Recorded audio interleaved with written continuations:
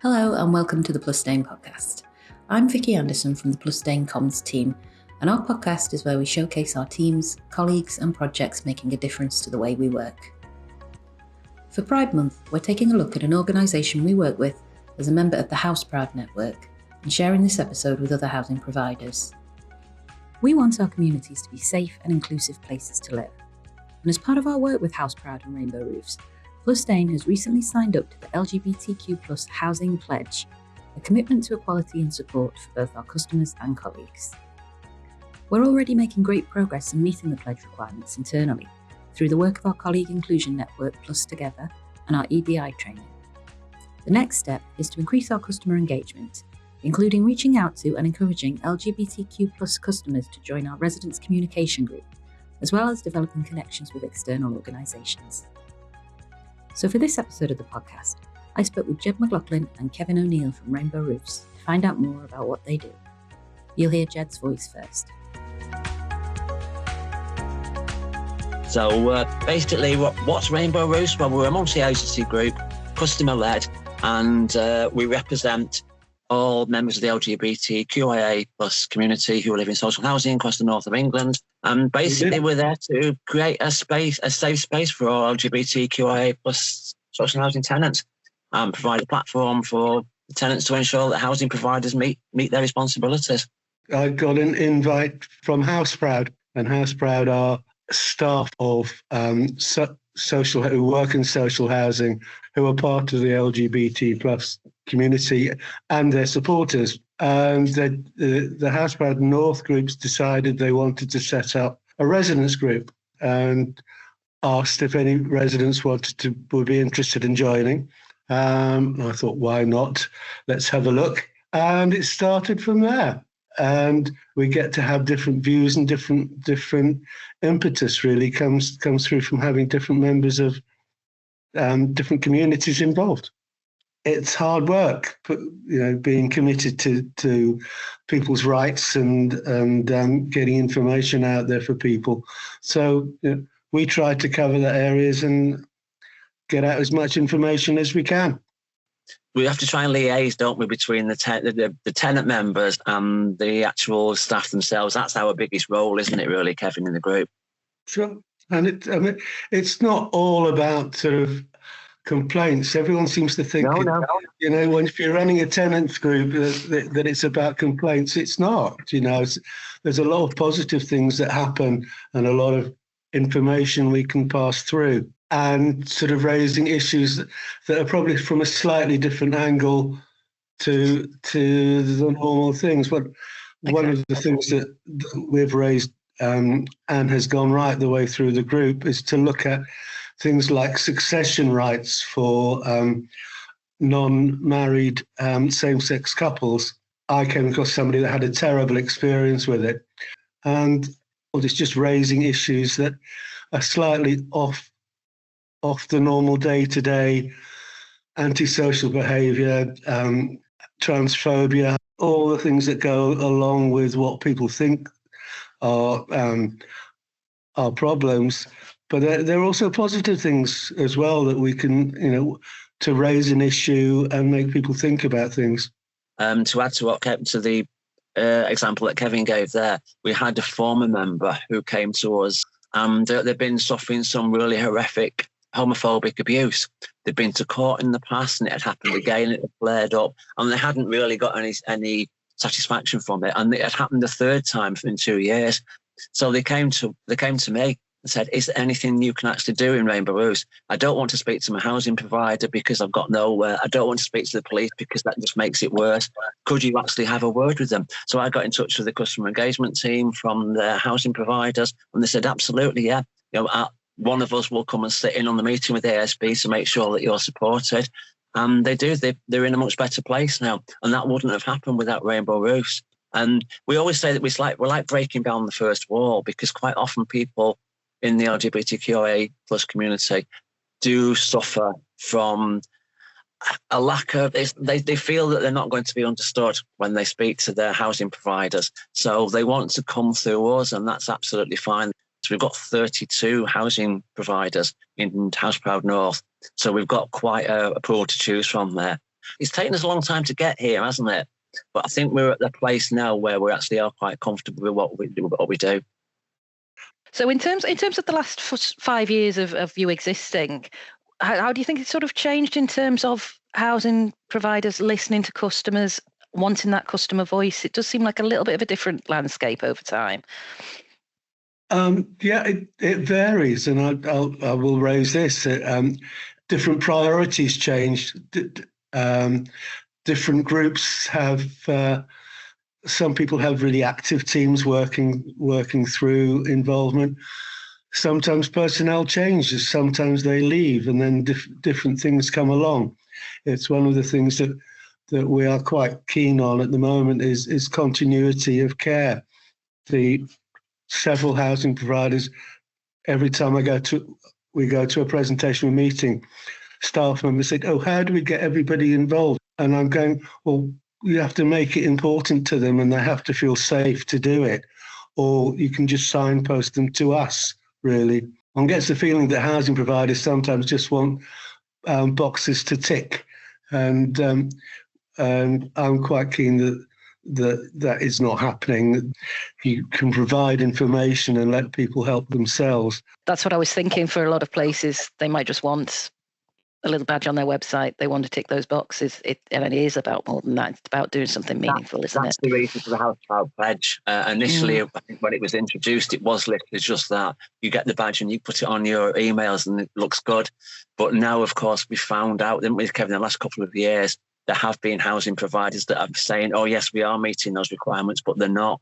So that's why Stonewall Housing have actually come in to actually do. It started I think we did the assessments for the first time last year, was it, Kevin? Yeah. We were on the assessments panel for Stonewall Housing, and we did it last year for the first time. And it is quite a rigorous one, and it's quite a stringent one, isn't it, Kevin? It's not just a simple one or two questions. You have to actually provide proper information. You know, that you are actually helping your LGBT colleagues, and you are making sure that the information you put out to your LGBT tenants is the right thing, and it's being done on a regular basis. I think one of the things that we try to get across all the time is that we try to open conversations, and it's in a supportive environment. That's the key to it. There has to be a supportive environment. And I think working with colleagues and staff working together with tenants as we do, I think it works perfectly. I think if other tenants who are maybe a little bit nervous come to us, see that we are actually quite confident we're going to the staff, it will encourage them to do the same thing. So can our customers get involved in Rainbow Roofs, or where would you direct people? Yes, we've got a website and we've got an email address, which is the best way. But we do ask people, housing providers, please, can you put as much information about us out and make it as easy as possible for people to contact us? And colleagues, what do our colleagues need to know that you mightn't have already told us about in terms of supporting LGBTQ QIA plus staff in social housing? You know, one of the things that we think with Rainbow Roofs, but also with Houseproud, is equality, and that everybody is equal in terms of their employment progression, involvement, and right the way across the board. So I think it's quite important that the information is out there for members of staff to pass on. I mean, not everybody wants to be part of a group, but it's just to be aware of the things that are happening. The other elements of the teams, like repairs teams, are aware of the differences in people's homes when they go to visit somebody. We did a big thing about back in the closet where people suddenly have to hide pictures and hide lifestyle choices when the man comes around to fix the tap. That shouldn't happen. These are people's homes. So all those things are quite important on lots of levels. The whole team is involved in awareness of people's sensibilities or not. You know? Every housing provider's system is different. They all work slightly differently, and they're all different sizes, and they all have different amounts of ability to actually roll things out. We have to understand that some of the smaller groups may not have the same facilities that others have. All we ask is that at the very basics that you actually roll this information out, and the information is there for your tenants. We've spoken about people from the community in their homes who are already comfortable in their homes. What about breaking through and getting social housing in the first place? Is there any still barriers at that initial stage, the very first stage to getting social housing? Allocations is that whole other ball game, really. I mean, one of the things I think is quite important that needs to be covered is if somebody is moved because of ASB or homophobic abuse or whatever, what happens to the next tenant that moves into that property? If it's an area known for abuse or an area that has difficulties, what information is given to the new tenant?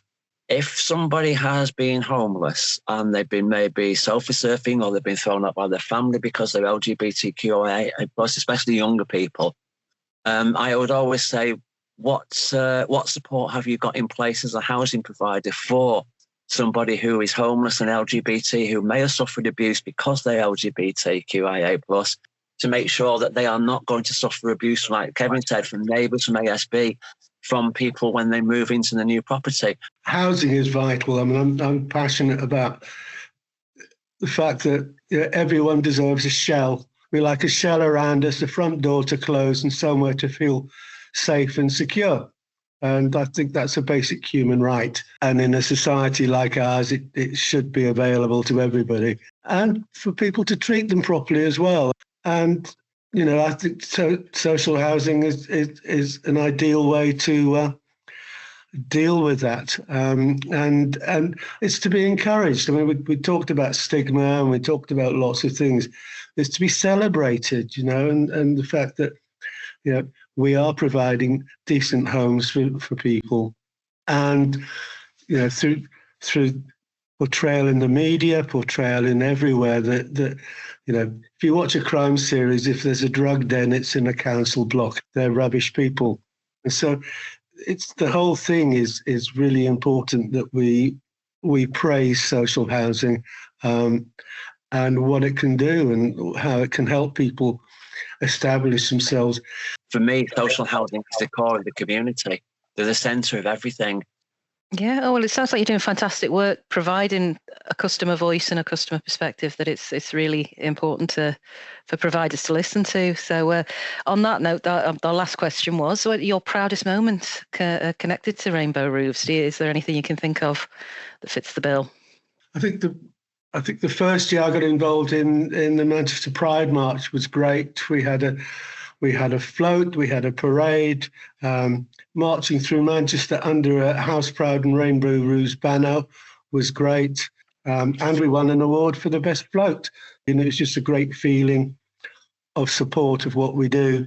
If sort of one person saw the parade with the Rainbow Roofs information on and got involved in, that's great.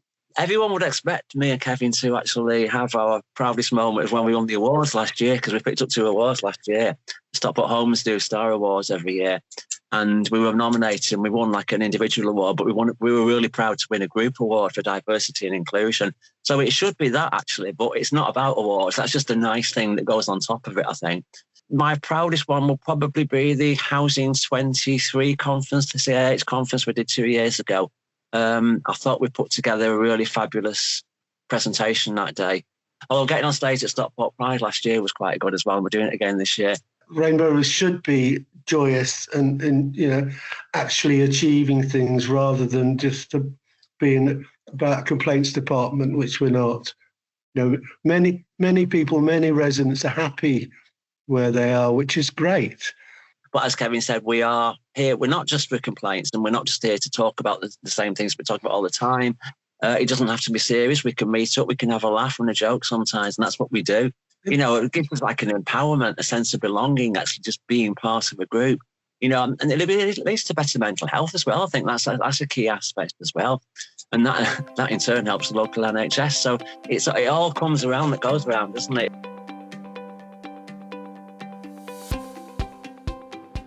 A big thank you to Jed and Kevin for taking part in this episode. You can find Rainbow Roofs on Facebook or email them at rainbowroofs1@outlook.com. And as well as that, they are contactable through the Houseproud website, where you can also read up about the commitments of the LGBTQ+ housing pledge. You'll find all those links in our show notes. Plus Dane colleagues interested in the work of our colleague inclusion network Plus Together can find out more on its dedicated intro page, and all are welcome to get involved. Thanks for listening.